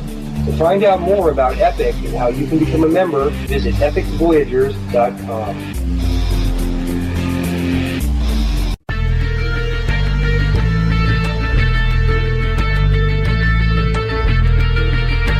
EPIC is Extraordinary Phenomena Investigations Council, the forum for scholars, experts, and those fascinated by and involved in the study of ancient civilizations, conspiracies, cryptozoology, ETs, and UFOs, fringe science, the paranormal, and all manner of extraordinary phenomena. Please join EPIC as we examine the mysteries of the world and beyond on epicvoyagers.com.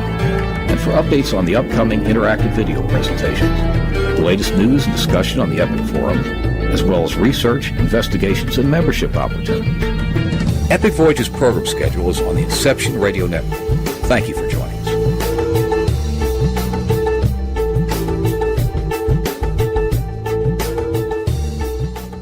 Howdy, this is Joe Mars. I'm inviting you to tune in to Epic Voyages, 8 p.m. Central, 9 p.m. Eastern, Monday nights, right here on Inception Radio Network. To find out more about Epic and how you can become a member, visit epicvoyagers.com. That's EPICVOYAGERS.com. Welcome back, everyone, to the California MUFON Radio Show. I'm your host, Lorien Fenton. We're on Inception Radio Network. So glad you're with us here tonight. We've been talking about all kinds of fun and interesting things with Jim Marrs, and he's going to be appearing at Contact in the Desert coming up here on the 29th, 30th, and 31st of May. You can find out much more about Contact in the Desert at contactinthedesert.com, and I will also be there with a big IRN booth. You won't be able to miss us, folks. I got a 10-foot banner and a big red IRN on there, and you can't miss us. So please stop by the booth and see me. And you never know, Jim Marrs may be in there in the hot seat, because what I do is I have 25 minutes of interviews for 4 to 6 hours a day. And I just go and go and go, and I grab as many speakers as I can. I throw them in the hot seat, and we talk about whatever they want to talk about for about 20-25 minutes, and then they're on their way, and the next one pops into the hot seat. And I've actually had lineups outside of my booths or my rooms of people wanting to get in the hot seat on IRN. So I hope you guys are going to be listening.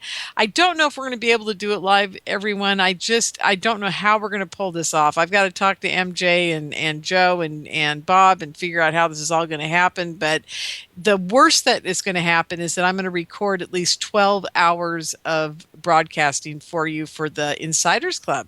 So, and maybe we'll make it available for a few weeks or a month here for, outside of the Insiders Club. I don't know, but we're going to do our best to make sure that you guys get all of what I do at Contact in the Desert. And don't forget, you can go to UFOcon2015.com and you can find watching the on-demand video, and the discount code is capital U, capital F, capital O, capital C, 15, and that'll get you a discount to watch that, and it might even just help me sleep well at night at Contact in the Desert. Now, Jim, we were talking about the zombies. You were going to talk a bit about the zombie banks and finish up that. But where can people find you on the internet if they want to know more about you? Oh, good grief. Well, you can go to, oddly enough, jimmarrs.com. Oh, wonderful. That's JIMMARRS, 2 R's in Mars. And you'll even see a very close up of the face on Mars. Oh, that's cool. Very famous thing there, But I love it. Okay, back to the zombie banks. My point is that these banks that were propped up, they were actually broke and bankrupt, but they were propped up by tax money. They were calling them zombie banks, okay? So understanding that, I want to point out that right now the government says that we owe about $18 trillion in debt in this country today. And actually, that's the government's. And a lot of people, anybody in the know, says it's actually a lot more than that. But we'll say 18 trillion we owe. Okay. It's also been estimated if every man, woman, and child in this country was to divest themselves of their assets, their homes, their cars, their TVs, their clothes, their collections, everything they've got, we couldn't come up with but about $9 or $10 trillion. So in other words, we are broke, but we're still going through the motions. So we are a zombie nation. Wow. And, we don't have any assets here like gold, silver, oil, uranium. We don't have any of that here. Diamonds. We don't have that. Oh, we've got all kinds of resources. In fact, I'm glad you brought that up, because my question is, this country is still very rich in resources: petroleum, gas, oil, minerals, uranium, you name it, we got it. And we also have a reasonably educated and willing workforce. So understanding that, my question is, why are we in such dire financial straits? Exactly. And the answer, quite simply, folks, is because somebody wants it that way. That's right. If nobody wanted it that way, it wouldn't be that way. And as far as our a lot of assets like bridges, highways, a lot of infrastructure. We're selling it off. We're selling it off to China and to other countries. We're selling it off to Qatar and to Saudi Arabia. But again, Jim, nobody's paying any attention. How does that work? Don't they come in and they put tolls on our own infrastructure? Yeah. That's what I've been reading about. What is that? I don't know, but it sure bothers me because first off, every time you buy a gallon of gasoline, let's say you're paying $3.50, $4 a gallon right now, half of that is taxes. And half of that gasoline taxes is supposed to go to build roads and highways. So they take all your tax money, they build the road, and then they want to charge you to drive on the road. Somebody somewhere is getting very, very rich, and it's not us. I have a new book coming out at the end of next month called Population Control. The subtitle is How Corporate Owners Are Killing Us. And in there, I point out that since 2008, something like 80% of new money generated in this country has only gone to the top 1% of the population. That's right. 60% of the population is bearing the brunt of it hadn't gone anywhere. They're not getting anything. And this is unconscionable. It actually is. Yeah. Yeah. And Jim, it's like, I thought we had laws in place to manage this kind of stuff. And what happened to RICO? What happened to monopolies? What happened to all this that's going on in our country? It happens on a daily basis. The only thing that our government has not allowed to happen is the merger between, Time Warner and Comcast. It's the only thing I've heard of in like a couple decades. And Microsoft? That was probably just because somebody didn't pay off the right person, Exactly. I think the basic problem is the laws are there, the regulatory agencies are there, but they're not doing their job because the federal government of this country has fallen into the hands of criminals. Okay, and I use the term advisedly. This is not a political statement. I don't say, all Republicans are criminals. All the Democrats are criminals. No, I'm talking about, though, the top leadership of this country is guilty of crimes in other countries and in our own country. They are criminals, and we're letting them get by with it because nobody seems to know or care what's really going on. And part of the reason for that is we're back to what we originally talked about. Excuse me, that there is no real investigative news media in this country. That's right. Because if you don't have that, then no one will know the truth. It's just that simple. Exactly. Everybody I know who would classify themselves as a liberal is pretty much against Monsanto, glyphosate, the GMOs, okay? And yet they want to vote for Hillary Clinton, whose largest campaign contributors and donors are Monsanto. And in fact, the head of the Let's Go for Hillary PAC, her separate PAC, is a lobbyist for Monsanto. Now, I don't get it. To me, it's a disconnect. I just don't It is. And well, I don't think that like you were saying, it must be the fluoride because they're not smart enough to put two and two together. I just the media is so bought and paid for and cowed that they will not tell them the two and two goes together. Absolutely. Gosh dang. Oh gosh, now my dander's getting riled. Well, and before we go, and everybody think, oh well, he must be a Republican. No, let me point out, I think it's just absolutely incredible that if you think this country is just doing real well, then forget everything I've ever said. But if you think we got problems in this country, then you can lay them right at the feet of the Bush family and the Clinton family, right? And so here we are approaching the 2016 election, and who's it look like we're going to get our choice from? Another Clinton or another Bush? Oh my God, what's wrong with people? Oh, God. I know. I hear you. Well, we've got about 15 minutes left, Jim. And I've got 3 questions. They may take 5 minutes each. They may not. I don't know. But let's find out. Okay. We've got Dear Huff in the chat room. He's been kind enough to give us 3 different questions. So here's the first one. So he wants to know, did you read Dave Marler's book on triangle UFOs? If so, or if not, what is his view of the triangular UFO phenomena? What is your view of the triangular UFO phenomena? That's an interesting question. And no, I'm not familiar with that book. I have not read it. But this goes back to a few years back when these triangular-shaped objects were seen flying over Belgium. And it upset the Belgian people a lot. There was a lot of talk in the media over there about that. And they actually, leaned on the government and demanded an explanation. The government in Belgium actually then came out and said, okay, these are secret classified test craft that we're testing. And the public went, oh, okay.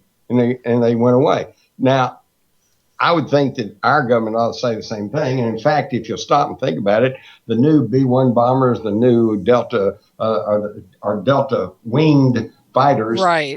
We're flying these Delta-shaped things. And so I think that some of the Delta-shaped craft that are being seen are probably not yet revealed test craft, but not all of them. Okay, and this gets into an interesting idea called cultural tracking, which states that this is a theory that the UFOs being powered by and piloted by non-human intelligences over the past centuries have the ability to mask themselves and kind of create a holographic image.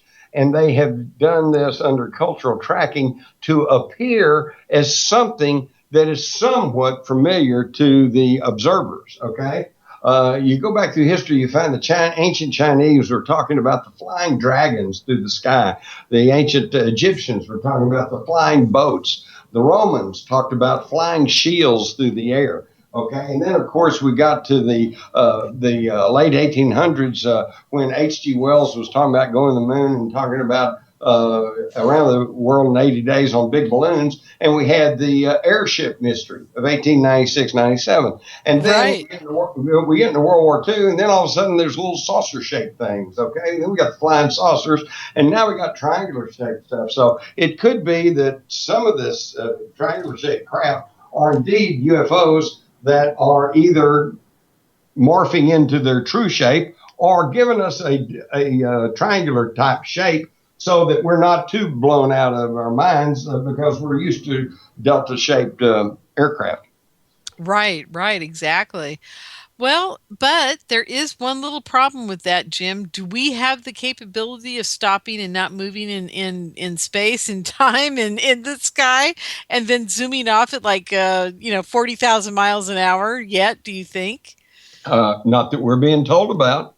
But Yeah. now you kind of getting into the issue of do we indeed have a secret space fleet? Space program, yeah. What's your take on that?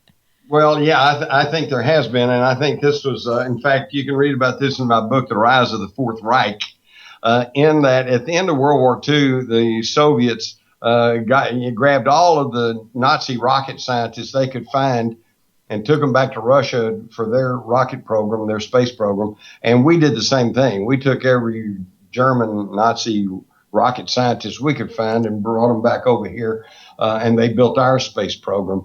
And there is an idea that these were components of a New World Order space program, a third space program. Because if you go back and really look, you'll find that the Soviets were first in space because they were building heavy lift rockets. And they were able to put Sputnik up and Laika the dog and the first woman astronaut. And, they put all these first in space, which was really making us mad. And the American space program was building more sophisticated aerodynamics and spaceflight computerized things, trajectories, all the things necessary, the software and the propulsion systems and everything. And the idea is that somewhere there was a bridge, because we do know that the Nazi scientists continued to be in communication with each other, okay, between those in Russia and those in the United States. And then at the very top, you've got the New World Order people, or the, Illuminati, or whatever you want to call them, that are internationalists, okay? They're like John J. McCloy and like Alan Dulles and these guys that had their counterparts in Russia, and they were all the 1%, if you will. And the idea is that they were using the best innovations from the Russians for heavy lift and for the guidance systems from the United States, and building a third space fleet. And of course, this is what my friend Richard Dolan talks about as the breakaway civilization. And Right. I think there is something to that. Now, how extensive all that is anybody's guess. Although I will say, I have had the opportunity to meet with a naval commander face to face, who, in all seriousness, told me how that he had been physically altered and was sent on a mission to Venus. And now, when he said he was physically altered, what did he mean by that, Jim? Well, he showed me a scar running from the base of his neck all the way down to his belly button. And he said that he had been surgically altered so that he could handle the atmosphere where he was going. That's very intriguing. Did they add an extra set of lungs or something? I mean, how would they physically be able to do that, and then him be able to come back here and have it removed, whatever they did to alter him, and him be back here on this planet and everything? Do we know? I don't know, but I've heard some very strange stories. I do recall hearing the story of a military man that I personally knew, who ran into a general officer that he had worked with previously, and he was kind of shocked to see this guy. And he says, "Wow," he says, I thought you got killed in a plane crash." And the guy said, "I did." He said, "But they brought me back, and they told me that I was too important to them, and so they, I guess, basically like resurrected him." So I think Wow. so there seems to be some technology. We all know there's technology out there that we are not privy to, right? Exactly. I mean, And bringing people back from the dead at our level of scientific sophistication now in 2015, I could almost guarantee you, I bet they can do it if you're not dead longer than like 72 to 40, so many hours. I think we're very close to having that technology, public right now. Close. I agree. It's not there. Agree. Yeah. Well, and that's another thing, when I always get asked about, well, you're talking about fluoride in the water, and you're talking about the chemtrails and the pollution in the air and the bad ingredients in the food, and how these New World Order, these 1%, how do they have to live in this world too? They have to breathe the same air. They have to drink the water. Why are they doing this and killing off populations, and how are they avoiding it? And the answer seems to be is that they have technology that is being kept from the run-of-the-mill street people. I know I'm real curious about somebody, say, like Bill Gates, who is now on his big vaccination kick. We got to vaccinate our world. And of course, if you found out what was in those, in fact, the United States Vaccination Compensation Fund has doled out trillions of dollars to families whose kids have been permanently damaged by vaccinations. And in fact, in Britain here, just recently, it was announced that they paid out about $90 million to 800 families whose children were damaged by the swine flu vaccine.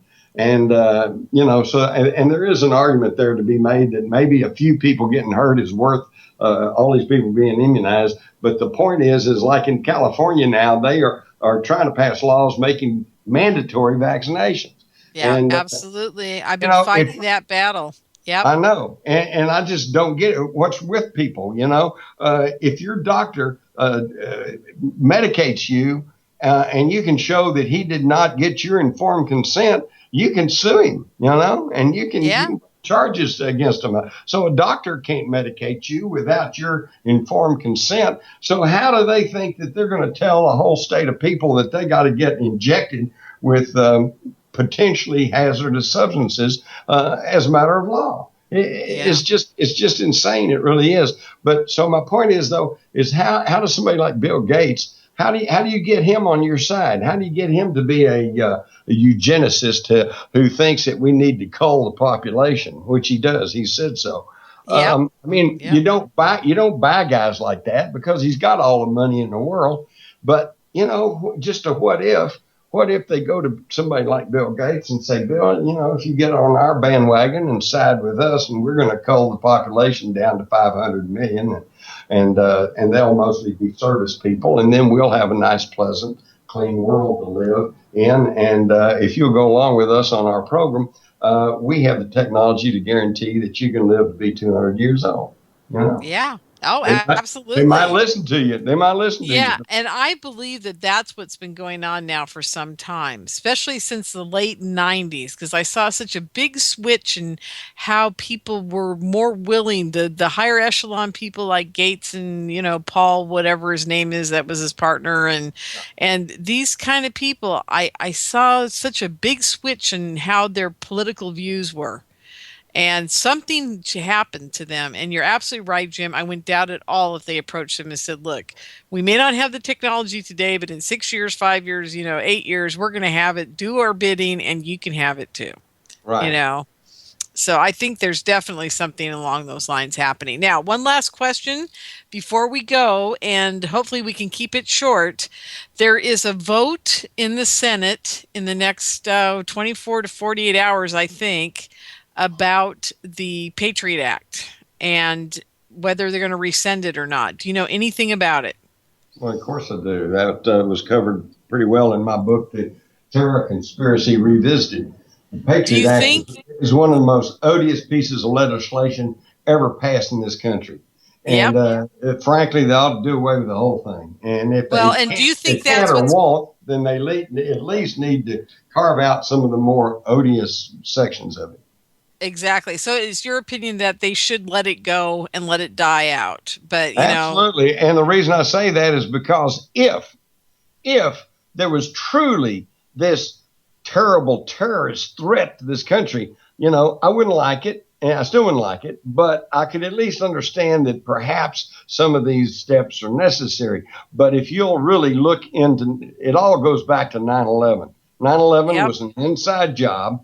ISIS is a creation of the CIA. It's an offshoot of the old Al-Qaeda, which was nothing more than a name change from the old Mujahideen that was created from the Muslim Brotherhood that goes all the way back to when the CIA was handed the Muslim Brotherhood from the British, who took it from the Nazis at the end of World War II. And again, if you know your history, you'll know that today we have the best enemies that money can buy. Okay? And if anybody truly believes that the U.S. military, with the incredibly advanced, sophisticated weaponry, drones and aircraft and sonic weapons and, oh my God, all kinds of electronic stuff, and if they truly believe that we can't conquer a few people with AK-47s and some RPGs running around in the hills somewhere, then they're not thinking. They don't know anything.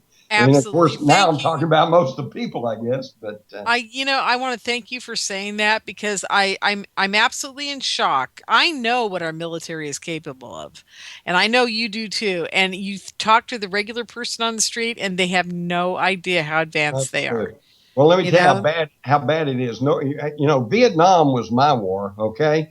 And think about all the horror stories of the pilots, our pilots, bomber pilots and fighter pilots that were shot down over North Vietnam and imprisoned in Hanoi, okay? Yeah. And now understand this, and this is not from some conspiracy theorist. This is from Dean Rusk, who said, yes, we used to send the targets via Switzerland to North Vietnam because we wanted to try to help them save civilian population and show them that we cared about the people up there. Hello?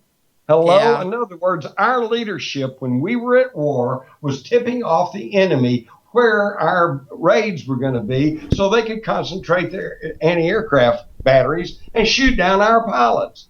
Exactly. How insane is that? I know.